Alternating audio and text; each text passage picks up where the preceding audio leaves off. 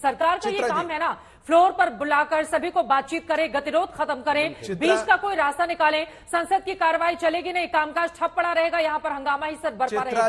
देश में कामकाज आगे कैसे बढ़ेगा, ये भी तो सवाल है। चित्रा जी और विपक्षी दलों को भी वही जनता चुनती है। चित्रा जी, अगर कुछ संसद में बैठे हुए हैं, आप वही वाला तर्क दे रहे हैं जो अनुराग भदौरिया कहते हैं। बिल्कुल हम आपसे बात कम से कम इस बात से उनकी इस बात से आप इत्तेफाक रखेंगे ना। सुन लीजिए।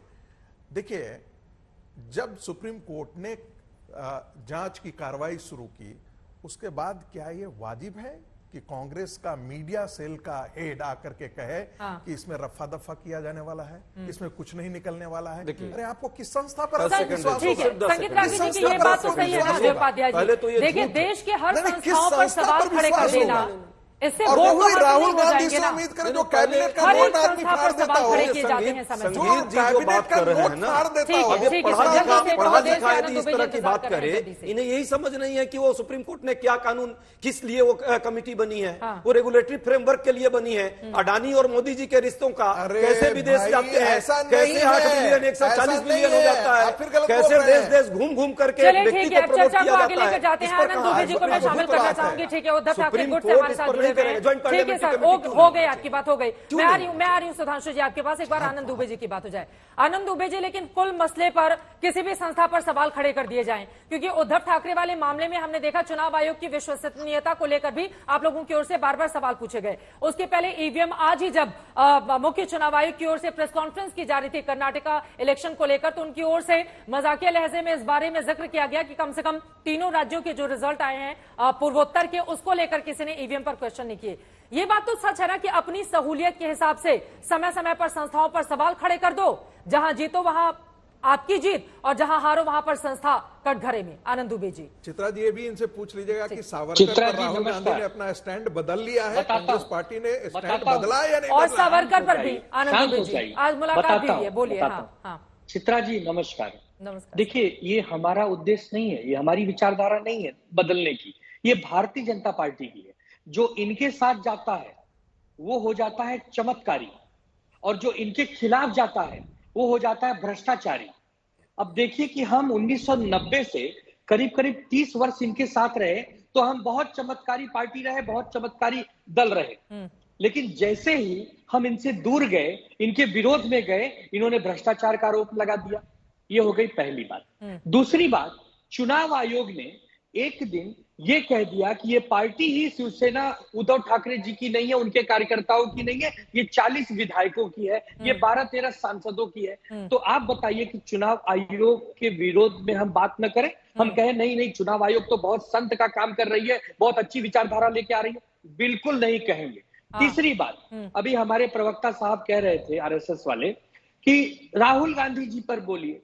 अरे मेरे भाई, हम तो पहली पार्टी है जो महागठबंधन में होने के बावजूद भी अपनी आपत्ति जताते हैं। हमारे महापुरुषों का कोई अपमान करता है तो हम इसके खिलाफ बोलने का साहस करते हैं, और उनको भी मानना पड़ता है। उन्होंने भी कहा है कि अगर आपकी भावना को ठेस पहुंचती है तो हम ऐसी कथनी नहीं करेंगे, ऐसी बात नहीं करेंगे, क्योंकि हमारा सबका मकसद है इस समय क्या एनसीपी के नेता जो जेल में हैं वो भी सावरकर के खिलाफ बोलते थे, लेकिन तब तक उनके साथ आप सत्ता का सारा मजा चख रहे थे।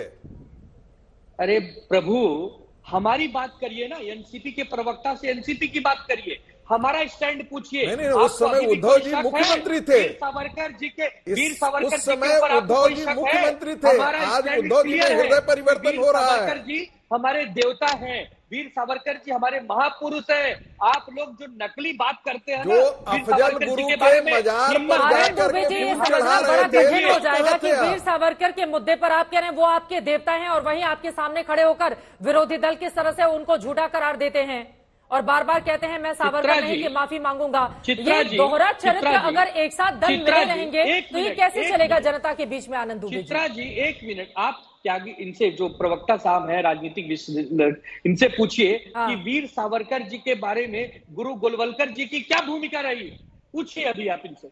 उन्होंने क्या कहा है, उनको क्या क्या किताबें लिखी है उनके ऊपर। तो ऐसा नहीं है, इनकी कथनी करनी में अंतर है, हमारे नहीं। हमने शुरू से वीर सावरकर जी का सम्मान किया है। ठीक है, जरा भ्रष्टाचार के मुद्दे पर वापस लौटते हैं। ठीक है, वीर सावरकर पर किसी और दिन डिबेट कर लेंगे। भ्रष्टाचार के मुद्दे पर वापस लौटते हैं। ठीक है, सुधांशु त्रिवेदी जी, उन्होंने गंभीर बातें कही हैं। ठीक है, एक लाइन में अपनी बात बोलिए। बोलिए चित्रा जी, बोलिए सर। आप ये बताइए, सुधांशु भैया यहाँ बैठे हैं, हम लोग कौन से भ्रष्टाचारी हो गए भाई? 30 साल आपके साथ थे, एक ही थाली में खाना खाए हैं, हम भ्रष्टाचारी हो गए और आप लोग पूरी दुनिया के सबसे बड़े सौभाग्यशाली हो गए? ऐसा नहीं होता है। आपके विरोध में यदि कोई बात करता है तो भ्रष्टाचारी हो गया, और जो आपके साथ है वो बहुत बड़ा वफादार हो गया। ये देश की जनता को दिख रहा है। ठीक है, आप आनंद दुबे जी की बातों का सुधांशु त्रिवेदी जी, ठीक है, अब उन्होंने अपने भैया से सवाल पूछा है कि सुधांशु भैया उनके बैठे हुए, एक बार आनंद जी, संगति का बड़ा असर पड़ता है। देखिए, लालू जी की संगति में जाकर के नीतीश जी की हाल देखिए, और गोस्वामी तुलसीदास जी को तो पढ़ा होगा, कम से कम 117 पेज जो है वो संगति पर ही उन्होंने बोला है। पूरा बालकांड में संगति पर ही जिक्र किया है, तो संगति का बड़ा असर पड़ता है। ठीक है, आनंद दुबे जी इसका जवाब देंगे, लेकिन सुधांशु जी उसके पहले आपके साथ रहे तो चमत्कारी अलग हो जाए तो भ्रष्टाचारी, ये कैसे चलेगा?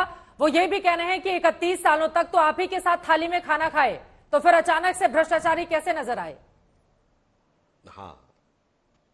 हाँ, देखिए, हम एक बात कहना चाहते हैं, आज वो भ्रष्टाचारी के सत्कारी हो गए ना, यह समस्या हो गई। जो जिन पार्टियों के ऊपर भ्रष्टाचार का आरोप है, मैं ये कहना चाहता हूं, हमारे साथ थे। एक बात मैं स्पष्ट कर दूं, जो आनंद दुबे जी ने कहा, यहीं पर थोड़ा विचार में भिन्न। इन्होंने कहा कुछ सांसद चले गए, कुछ विधायक चले गए तो पार्टी नहीं रह गई। अर्थात पार्टी सांसद, विधायक, पदाधिकारी और कार्यकर्ता नहीं, परिवार बनाता है। यह विचार गलत था। और दुबे जी, न हम आपके साथ थे, न आप हमारे साथ थे। हम दोनों हिंदुत्व की विचारधारा के साथ थे। हम दोनों स्वर्गीय बाला साहब ठाकरे जी की उस विचारधारा के साथ थे जो प्रखर हिंदुत्व के साथ होती है। पर अफसोस की बात यह है, जब आप उन लोगों के साथ हो गए जिनका, उस कांग्रेस पार्टी के साथ जिसका केरल में मुस्लिम लीग के साथ गठबंधन है, वह जिसका बंगाल में फुरफुरा शरीफ के पीरजादा अब्बास सिद्दीकी के साथ गठबंधन है, वो जो कि बदरुद्दीन अजमल के साथ खड़े होते हैं, जो अफजल गुरु से लेके याकूब मेनन से लेके और इशरत जहां से लेके कितने जाकिर नायक को शांति का मसीहा कहते हैं। मुझे लगता है कि शायद तब आप उस विरासत के प्रति आपने जो अन्याय किया, उसी कारण से यह परिस्थितियां उत्पन्न हुई। अन्यथा तो मूल भाव तो हमारा आपका एक ही था। अब मैं अजय उपाध्याय जी की बात का उत्तर देता हूं। देखिए, इन्होंने बड़ी प्रखरता के साथ कहा कि अडानी के मुद्दे के ऊपर कार्रवाई नहीं हो रही। मैं तो यही जानना चाहता हूं, भारत की सेबी, भारत की स्टेट बैंक, भारत की LIC, किसी की बात तो भरोसा नहीं है। मगर कांग्रेस को फिर भी यह पुख्ता जानकारी है कि शेल कंपनियां आई हैं, गड़बड़ हुआ है। मगर मुझे बड़ा आश्चर्य है, यदि कांग्रेस की लीडरशिप इतनी कन्विंस है तो पिछले 6 महीनों में सबसे बड़ा पावर प्रोजेक्ट अडानी समूह को राजस्थान में मिला है 60,000 करोड़ का, और उसमें कैंसिल करने की बजाय राजस्थान सरकार ने सैकड़ों एकड़ जमीन दे दी अडानी पावर। सबसे बड़ा अगर माइंस का कॉन्ट्रैक्ट मिला है पिछले साल भर के अंदर, तो वो मिला है छत्तीसगढ़ में 11,000 करोड़ रुपए का। और पोर्ट का कॉन्ट्रैक्ट पहले महाराष्ट्र में महाविकास आघाड़ी के समय में मिला था, और अब केरल से मिला, जहां से निवर्तमान सांसद राहुल गांधी जी संसद सदस्य हैं। तो मुझे समझ में नहीं आ रहा, यदि कांग्रेस पार्टी इतनी कन्विंस है तो क्यों नहीं कैंसिल करती भाई उसे? क्यों नहीं इंक्वायरी करती अपने यहां अलॉट करने पे? बताइए, एक तरफ कह रहे शेल कंपनियों से पैसा आ गया आपके राज्य में 60,000 करोड़, 11,000 करोड़, हजारों करोड़ पहुंच गया, तो कोई बात नहीं जी, सब ठीक है। सारा का सारा गड़बड़ भाई, ये समझ में नहीं आता। ये हकीकत है कि दिल्ली में आकर चिल्लाना है और अपने अपने राज्य में इन्वेस्टमेंट का रिश्ता निभाना है।